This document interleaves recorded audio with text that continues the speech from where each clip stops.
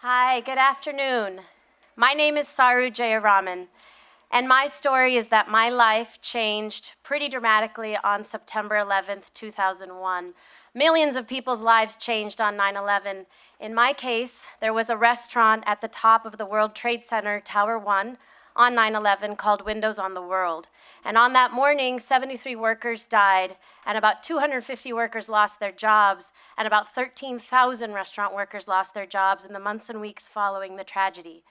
I was asked to start a little relief center for the workers who lost their jobs and the survivors after 9/11, and we called it ROC, the Restaurant Opportunity Center. And what started as a little relief center post 9/11 has grown into a national movement. We now have 13,000 restaurant workers in 32 cities across the country, about 100 employer partners who work with us, providing livable wages and good working conditions, and several thousand consumer members.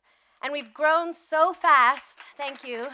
Why have we grown so fast? We've grown so fast because this industry just continues to explode. The restaurant industry right now is the second largest private sector employer in the United States. 1 in 12 Americans right now works in the restaurant industry, over 10 million workers, and yet it happens to be the absolute lowest paying employer in the United States. Every year, the Department of Labor reports the 10 lowest paying jobs in America, and every year, the 7 of the 10 lowest paying jobs, and the 2 absolute lowest paying jobs are the people who cook and serve our food.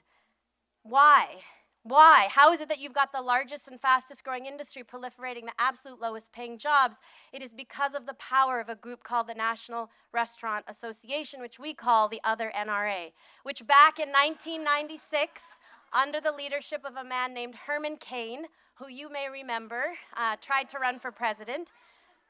Under the leadership of Herman Cain, they struck a deal with Congress that many people don't know about, where they said, we, the other NRA, will not oppose an increase in the overall minimum wage as long as the minimum wage for tipped workers stays frozen forever. And so the wage for tipped workers has been frozen at $2.13 for the last 22 years. And who are tipped workers? They are not the guy at the fancy fine dining restaurant on the corner of this building. 70% of tipped workers are women. They work at the IHOP and the Applebee's and the Olive Garden and Red Lobster and Denny's. They suffer from 3 times the poverty rate of the rest of the U.S. workforce, and they use food stamps at double the rate of the rest of the U.S. workforce, which means the women who put food on our tables in America cannot actually afford to put food on their own families' tables. What else does it mean? It means that when you live on a wage of $2.13 an hour, your wages are so low they go entirely to taxes, and you live entirely off of your tips. And when you live off of your tips, your rent and your bills go up and down, but your income do not go up and down, but your income shifts from day to day, week to week, year to year, month to month, based on the pleasure of a customer and whether you've let, as a woman, that customer touch you or look at you in a certain way. You are so entirely reliant on the mercy of those people who pay your tips, who pay your wages, which, by the way, is not your employer.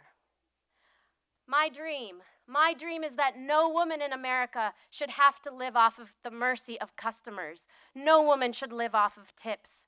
No industry should be able to say, we are the only industry that shouldn't have to pay our own workers' wages. You, the customers, should pay our workers' wages for us. And guess what? My dream is coming true. There is a bill moving through Congress called the Fair Minimum Wage Act that would finally raise the wage for both tipped and non-tipped workers. And even better than that, there are a number of states and localities where we are moving to eliminate the tip credit, the lower minimum wage for tipped workers altogether.